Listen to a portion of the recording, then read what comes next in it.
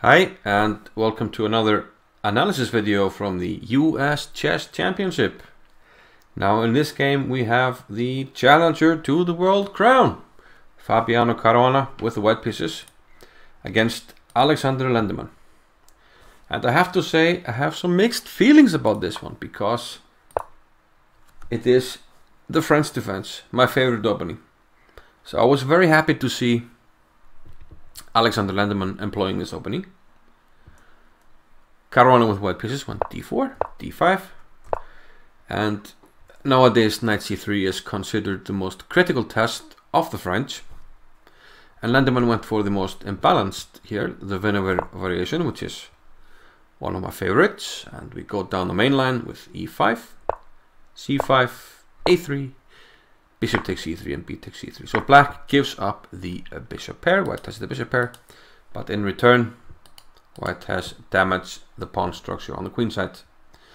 Now the variation that Lenderman chooses here, in one of my favorite books on the French by Moskalenko, he calls this line the black queen blues, queen to a5.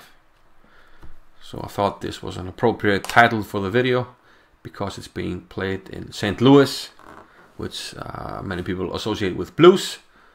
I even think they have a sports team, the St. Louis Blues. You know, correct me if I'm wrong. But queen a5, yeah, this is called the black queen blues. Okay, there's an attack here on c3 after bishop d2, queen to a4. Now this maneuver looks strange, but it's a blockading idea. The queen comes to a4. And the main idea is that white can never play a4 and activate his bishop, which would usually be on c1 via a3 on this nice diagonal.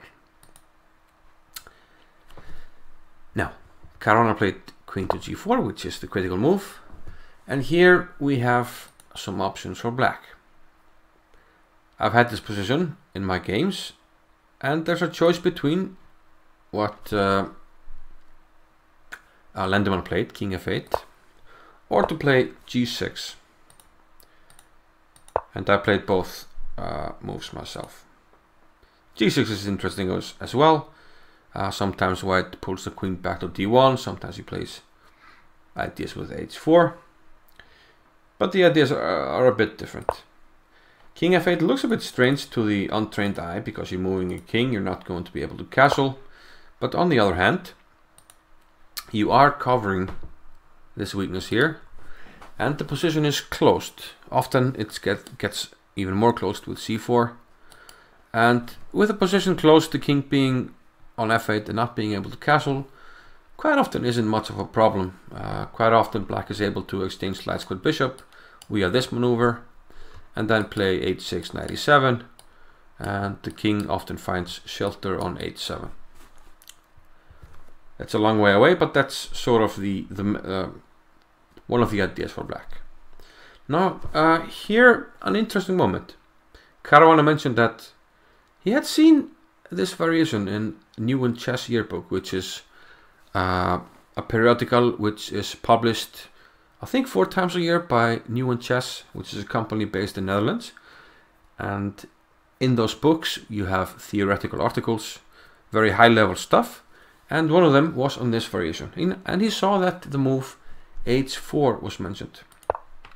In the broadcast, this move caught the attention of Maurice Ashley and the team, because it was very low on the list of moves that have been played here. The most popular move is queen to d1. The queen retreats. It kind of did its job. White argues that, okay, we made the king move, there's no castling. He covered this, but now I have to cover this, so queen to d1. But h4 is not very high on the list, and it is already a pawn sacrifice. Now, Lenderman did not accept a pawn sacrifice, and it's actually it's very dangerous.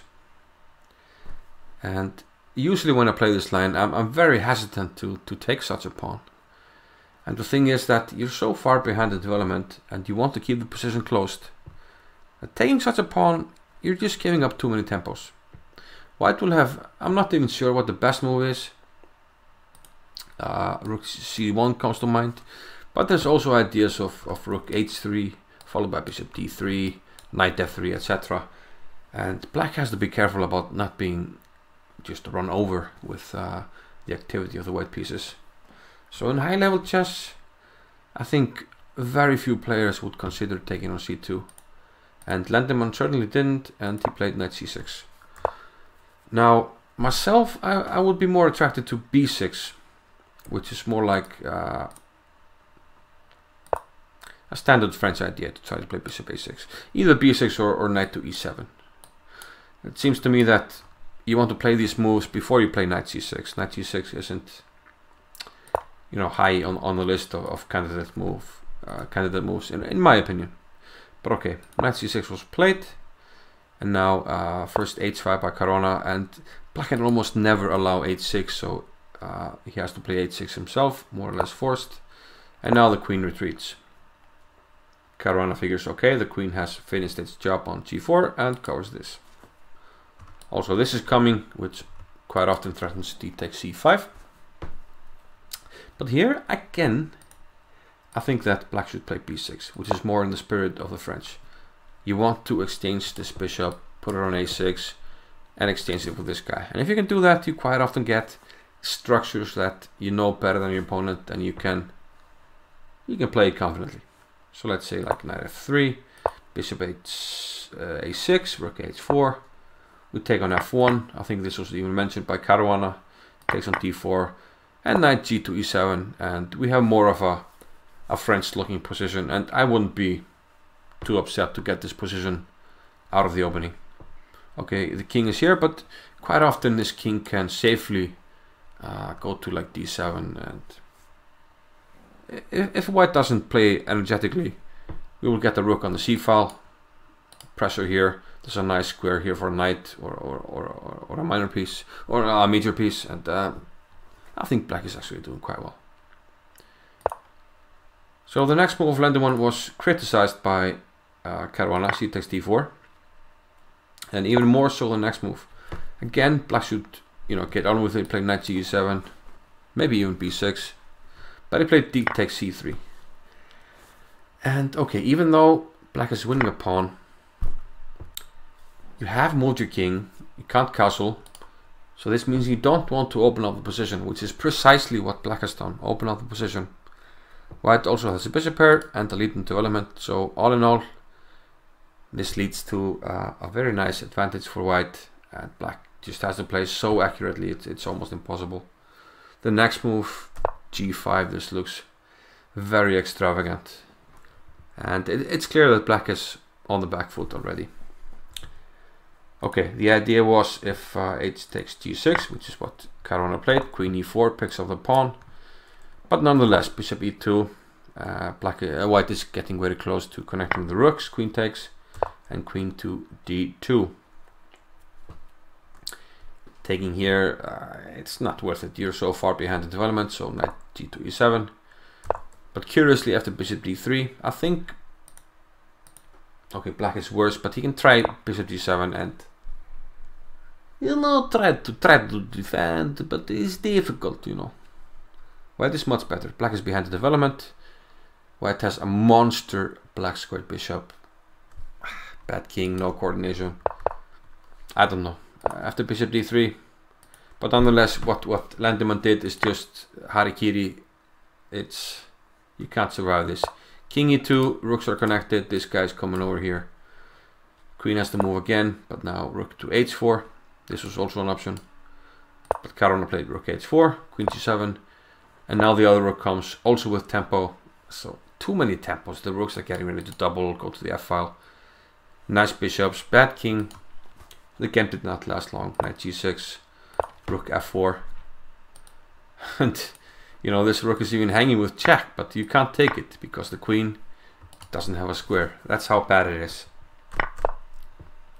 So instead,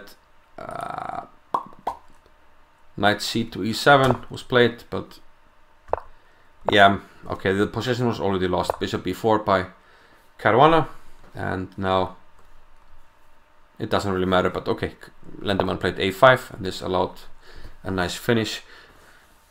white to move and force resignation. Can you find it? Take advantage of all the pins you can find. Which move forced the resignation? Can you find it? Pause if you have to. I will now give you the solution. The pins are here. The knight is pinned. And here, the pawn is pinned. Which means that this move is devastating. Rook takes g6. You cannot capture with anything. And white is simply winning. Completely winning. So Lenderman has signed a nice miniature by Fabiano, who won in only 23 moves. So he keeps up with Wesley So. And I think we're looking forward to an exciting tournament. Once again, if you enjoyed the video, please, help me out. Leave some comments, like the video, share it. Help me to grow here on YouTube, and I will try to keep coming at you with these videos. Thank you very much for your attention. See you in the next one. Bye bye.